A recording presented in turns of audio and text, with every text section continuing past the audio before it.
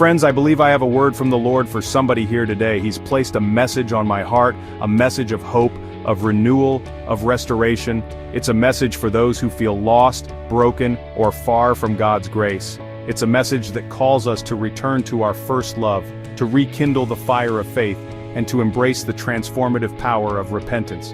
The Bible tells us in Hebrews chapter 11 verse 1, "Now faith is the substance of things hoped for, the evidence of things not seen." Faith, my friends, is the bedrock of our relationship with God. It's believing in His goodness even when we don't see it, trusting in His promises even when we don't understand. It's taking that step forward, even when we can't see the whole staircase. But faith without action is dead. It's like a seed planted but never watered. We are called not just to believe, but to live out our faith, to be the hands and feet of Jesus in this world.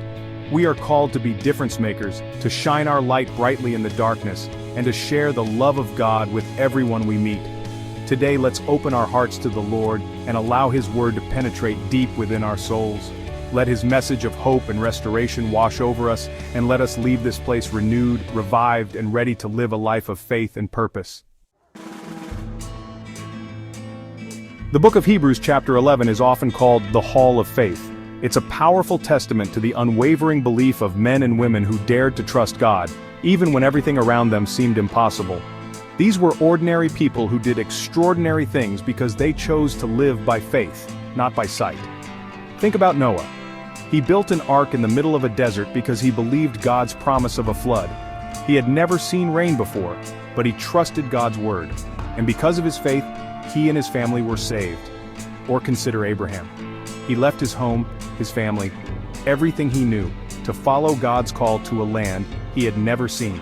He didn't know where he was going, but he trusted that God would lead him. And through his faith he became the father of many nations. These stories and countless others in Hebrews chapter 11 remind us that faith is not passive. It's not about sitting back and waiting for God to do everything. True faith requires action. It demands that we step out of our comfort zones, that we trust God even when we don't understand, and that we believe in His promises even when we can't see the outcome. But faith, my friends, is only one side of the coin. The other side, the side that completes the picture, is repentance. You see, it's not enough to simply believe in God. We are also called to turn away from our sins, to change our ways, and to live a life that is pleasing to Him. Jeremiah chapter 3 verse 10 says, "Yet even after all this, her unfaithful sister Judah did not return to me with all her heart but only in pretense." God is not interested in half-hearted commitments. He desires our whole hearts, our complete surrender. He wants us to turn away from sin not just outwardly but inwardly as well. Zephaniah chapter 3 verse 11 says, "On that day you will not be put to shame for all the wrongs you have done to me, because I will remove from you your arrogant boasters. Never again will you be haughty on my holy hill." Repentance is not about beating ourselves up over our past mistakes. It's about acknowledging them, turning away from them, and allowing God to heal us and make us new. In Ezekiel chapter 37 we read about the prophet Ezekiel being taken to a valley filled with dry bones. These bones represented the hopelessness and despair of the Israelites, who were living in exile far from their homeland. But God gave Ezekiel a powerful vision, a vision of hope and restoration. He told Ezekiel to prophesy to the bones, to speak life into them. And as Ezekiel obeyed, the bones began to come together. Sinew and flesh appeared, and breath entered their lungs. What was once dead and lifeless was suddenly teeming with life again. This story, my friends, is a powerful metaphor for the transformative power of God. No matter how far we've strayed, no matter how hopeless our situation may seem, God is able to breathe new life into us. He can take our dry bones, our brokenness, our failures, and make something beautiful out of them. But we have to be willing to let Him. Section 5. A God of Second Chances. I've seen this transformative power firsthand in my own life. There was a time when I was lost and far from God. I had made mistakes, bad choices that led me down a dark path. I felt hopeless, like my life was over. But God, in His infinite mercy, reached down and pulled me out of that pit. He showed me the error of my ways and gave me a second chance. And I can stand here before you today because of His grace and forgiveness. He took my brokenness and made me whole again. And let me tell you, my friends, God is in the business of second chances. No matter what you've done, no matter how far you've strayed, it's never too late to turn back to Him. He's waiting for you with open arms, ready to forgive, to heal, and to restore. Section 6. Stepping out in faith. But it takes faith to step into that forgiveness, to believe that God can truly make us new. It takes faith to let go of our past mistakes and embrace the future He has for us. It takes faith to trust that no matter what we've done, we are still worthy of His love. Think about the woman caught in adultery in John chapter 8. She was brought before Jesus, condemned by the religious leaders. But Jesus, in His compassion and mercy, didn't condemn her. He forgave her and gave her a chance to start over. We are all like that woman, my friends. We've all made mistakes. We've all fallen short of God's glory. But God, in His infinite grace, offers us forgiveness and a fresh start. All we have to do is be willing to receive it. Section 7. The power of repentance. And that's where repentance comes in. Repentance is not just feeling sorry for our sins, it's about turning away from them, changing our ways and making a conscious decision to live differently. It's about aligning our lives with God's will and allowing Him to transform us from the inside out. When we truly repent, something powerful happens. We experience the freedom that comes from letting go of our guilt and shame. We open ourselves up to God's forgiveness and healing, and we begin to live a life of purpose and meaning, a life that reflects God's love and grace. Repentance is not always easy. It requires humility, honesty, and a willingness to change. But the rewards are immeasurable. When we turn away from our sins and turn towards God, we open ourselves up to His blessings and experience the fullness of His love.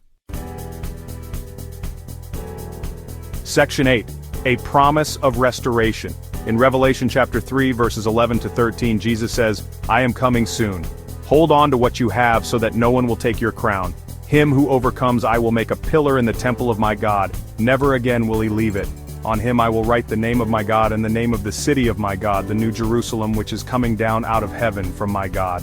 And I will also write on him my new name." This is God's promise to us, friends. He promises to restore what has been broken, to heal what has been wounded, and to make all things new. He promises to welcome us into His kingdom and to give us a place at His table.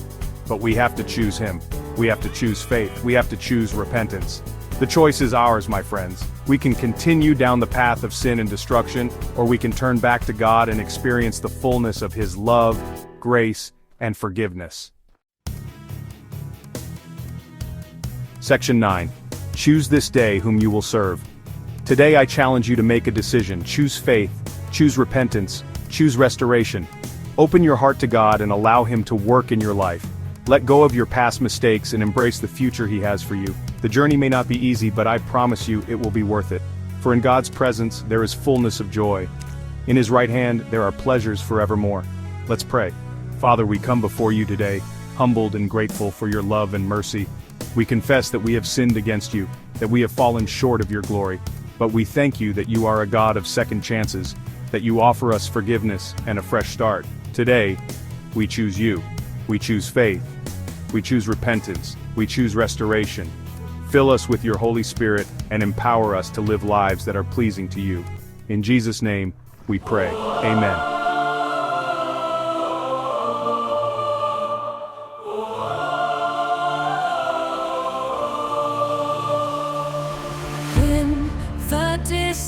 We see the promised land, a future hope that guides our stand.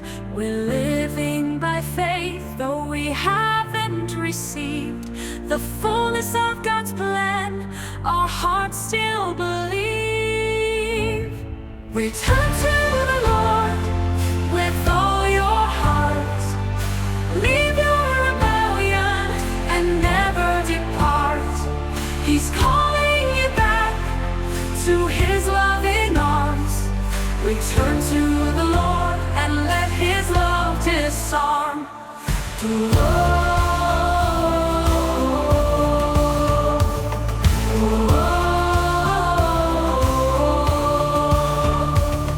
We've grieved the Holy Spirit with our sinful ways, but God remembers His covenant and His love remains.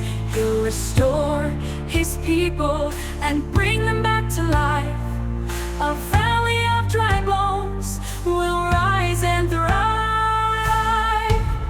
Return to the Lord with all your heart. Leave your rebellion and never depart. He's calling you back to His loving arms. Return to the Lord and let His love disarm. We'll hold on to our faith like a crown on our head. We'll stand firm in His love and never be misled. The Lord will give us strength like the hardest stone. We'll face the challenges and make His love our own. Return to the Lord with all your heart. Leave your rebellion and never depart. He's calling you back to His loving arms. Return to the Lord and let His love disarm. Let us exalt the Lord and worship at His feet. For He is holy and His love is sweet. Return to the Lord and let His love shine through, and we'll live forever in the beauty of His truth.